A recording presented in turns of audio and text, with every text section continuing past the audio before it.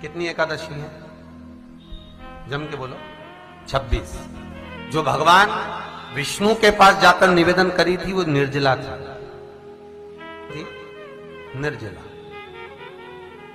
इसलिए सारी एकादशियों में निर्जला एकादशी की महत्वता शास्त्र प्रमाण करता है महाराज। पर हिंदू धर्म के 3 व्रत ऐसे बता दिए जिन व्रतों का पुण्य समाप्त नहीं हुआ।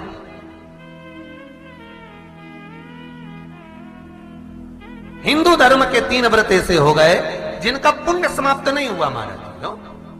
जिनका पुण्य प्रबलता में बढ़ता गया। पहले नंबर पर एकादशी, दूसरे नंबर पर प्रदोष और तीसरे नंबर पर शिवरात्रि। एकादशी आकर खड़ी हो गई। अब निर्जला के दिन शिव महापुराण की कथा कहती है, स्कंद पुराण कहती है कि आप वर्ष भर की एकादशी का क्रम भले ना करें, पर निर्जला एकादशी के दिन जो तुलसी हम ठाकुर जी को समर्पित करते हैं, वो तुलसी, ध्यान देना, वो तुलसी अगर मान लो आपके पास में रखी है,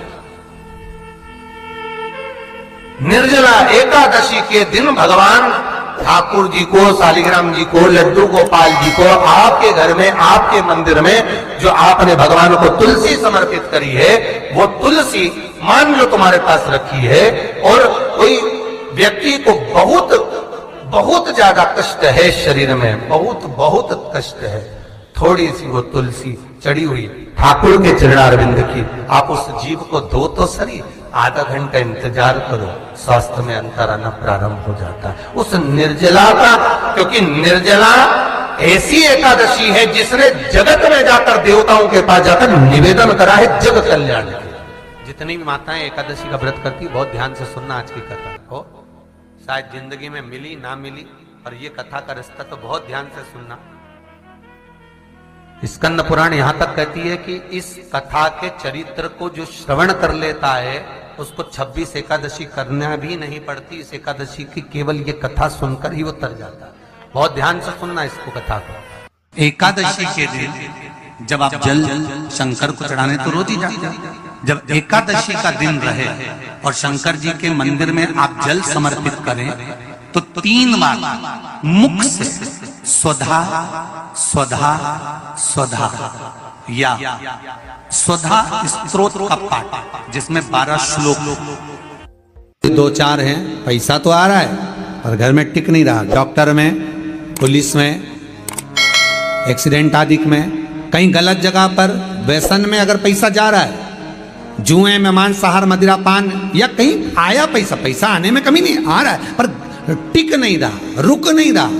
कोई मांगने आ गया, दे दिया, फिर वहां से अपने पास नहीं आ रहा, अपन कह रहे हैं भैया हमारा पैसा लौटा दो, नहीं आ रहा। तो महाराज शिव महापुराण की कथा कहती है एकादशी के दिन गंगा के जल में मात्र 7 बेलपत्री डालकर जो नंदीश्वर भगवान, अर्थात जो शंकर जी के शिवलिंग के सामने नंदी होता है, उस नंदी के चरण पर गंगा का जल चढ़ाकर बेलपत्री शिव पर समर्पित कर देता है, उसके घर में रुपया रुकना चालू हो जाता है, फिर वो गलत जगह पर नहीं जाता, गलत स्थान पर वो धन जाएगा ही नहीं। तूने समझा, मांग तुझे क्या चाहिए। एकादशी ने भगवान विष्णु से कहा, नाथ प्रभु वर दे दो, मृत्यु लोक में जो मनुष्य मेरा व्रत करेगा, चाहे जलचर, थलचर, वायुचर या सांसारिक मनुष्य, मेरा अगर एकादशी का व्रत करेगा, प्रभु उसके यहां धन धान्य वैभव सुख संपदा बढ़ेगी और उस जीवात्मा को नरक नहीं भोगना पड़ेगा, सीधे वैकुंठ का उसको वास मिलेगा। जब जीव आत्मा को लेकर चला जाएगा, यम के दूत जब बंदी बनाकर ले जा रहे होंगे उस जीवात्मा को, जिसके प्राण छूटे होंगे, यम के दूत जब बंदी बनाकर ले जा रहे होंगे, तब मुझे वर दो कि मैं इसका हाथ पकड़कर बेतरनी से पार उतार कर सारे नरकों से निकालती हुई आपके धाम में लेकर आऊं। भगवान ने वर दे दिया, तथास्तु। हे एकादशी सुनो, मृत्यु लोक का मनुष्य अन्न का त्याग कर कर, क्योंकि अन्न में एकादशी के दिन पाप पुरुष रहता है, अन्न का त्याग कर कर एकादशी के दिन जो मनुष्य तुम्हारा व्रत धारण करेगा, उस व्रत को करेगा और उस व्रत को धारण करेगा, उसकी मनोकामना पूर्ण होकर वो मेरे ही धाम को जाएगा। ये तो हुआ एकादशी के जन्म की कथा। एकादशी के दिन गंगा के जल में मात्र 7 बेलपत्री डालकर जो नंदीश्वर भगवान अर्थात जो शंकर जी के शिवलिंग के सामने नंदी होता है, उस नंदी के चरण पर गंगा का जल चढ़ाकर बेलपत्री शिव पर समर्पित कर देता है, उसके घर में रुपया रुकना चालू हो जाता है। फिर वो गलत जगह पर नहीं जाता, गलत स्थान पर वो धन जाएगा ही नहीं। बेटा अगर व्यसन में पड़ा हुआ है, मदिरा पान में पड़ा हुआ है, मांसाहार में, जुए आदि में जा रहा है, तुम्हें लग रहा है कि मेरा बेटा गलत मार्ग पर जा रहा है, ये मित्र दोस्ती गलत हो रही है, वो सही जगह पर आ जाए। करना है एकादशी। कई लोग इसको धन के लिए भी करते हैं, संपदा के लिए। संपदा के लिए अर्थात जिसका व्यापार नहीं चलता, जिसके घर में पैसा नहीं आता, या नौकरी नहीं लग रही, या सर्विस नहीं लग रही, आप अप्लाई कर रहे हो, जगह जगह जाकर इंटरव्यू भी दे रहे हो और पैसा नहीं आता, तो उसके लिए भी प्रयास किया जाता है। पर उसके लिए यहाँ पर जो धन के लिए करते हैं, उसके लिए विष्णुपदी के लिए करते हैं। मतलब जैसे गंगा के जल में तुलसी के 11 पत्ते डाले जाते हैं और उसको किसी भी नारायण के मंदिर में राम कृष्ण शिव शंकर नहीं, राम कृष्ण भगवान विष्णु दत्त आदि जितने नारायण के मंदिर हैं, उस मंदिर में किसी भी पात्र में, एक छोटे से पात्र में उसको भरकर रखी आते हैं महाराज। उससे भी जॉब सर्विस नौकरी में सफलता प्राप्त हो जाती है। परंतु वो भी एकादशी को ही होता है। कुछ देर तक पात्र को रखा जाता है, फिर वही पात्र का जल किसी भी वृक्ष के नीचे डाल दिया जाता है, उससे भी नौकरी के लिए फायदा मिलता है। गंगा का जल कोई साधारण नहीं। दशमी, एकादशी और द्वादशी, इन 3 तिथियों पर एक रोटी में थोड़ा सा मीठा रखकर सोमक पितृ का नाम लेकर यदि गाय को खिला दिया जाता है, तो अगर कोई पूर्वज प्रेत योनि में भी पड़ा हुआ होता है, भटक रहा होता है, जिसको पिंड नहीं मिला, जो अचानक मर गया होता है, अधोगति में चले गया होता है, उस जीव की मुक्ति दशमी, एकादशी और द्वादशी, ये 3 दिन सोमक पितृ का नाम लेकर रोटी में, पूड़ी में मीठा रखकर अगर गाय को खिला दिया जाता है, ये 3 दिन तक, तो वो पितृ कभी भटकते नहीं है, उनको मुक्ति प्राप्त हो जाती है, मोक्ष में। नहीं, एकादशी है कौन? क्यों इसकी इतनी प्रधानता है? क्यों इसकी पुण्यता है? ऐसा क्या है एकादशी में जो इसकी पुण्यता मानी जाए? कौन है ये जो भगवान नारायण तक एकादशी का व्रत करते हैं? सुभद्रा जी को भगवान जगन्नाथ ने, जगदीश ने एकादशी का व्रत कराया था। बद्रीनारायण भगवान को माता लक्ष्मी ने एकादशी का व्रत कराया था। क्यों? चंद्रायण में एकादशी व्रत की माता। एकादशी है कौन? तो कहा जिसको व्रत करने पर भगवान नारायण भी जिसका व्रत करते हो, भगवान माता लक्ष्मी जिसका व्रत करती हो, वो एकादशी है कौन? तो शास्त्र वर्णन करता है महाराज, स्कंद पुराण का सुंदर चातुर्मास्य खंड के अंतर्गत वर्णन आया है महाराज। एक बार भगवान विष्णु आनंद में विराजमान थे, पद्मावती और माता लक्ष्मी दोनों उनके पास में विराजी हुई थी। भगवान लक्ष्मी और पद्मावती दोनों बैठी हैं, एक सिर के पास, एक चरण के पास। कुछ समय बाद वहीं पर ब्रह्मदेव का आगमन हुआ और ब्रह्मा जी आगमन पाकर भगवान नारायण पद्मावती से लगकर उठे और उठकर लक्ष्मी की ओर झुके। झुकने पर इन तीनों के समागम से भगवान नारायण के हृदय चित्त से एक कन्या प्रकट हो गई। उस कन्या का नाम एका था। क्या नाम था? एका। अब 10 उसके गुण इतने प्रबल थे, वो 10 गुण उसके बड़े प्रबल थे कि वो एका जिसको निहारती थी उसको संपदावान बना देती थी, जिसको देख लेती थी उसके जीवन में वो आनंद की अनुभूतियां करा देती थी। एका जिस मार्ग से जाती थी उस मार्ग के द्वार खोल देती थी। एका का पुण्य इतना पुण्य प्रखर। पद्मावती और लक्ष्मी ने कहा महाराज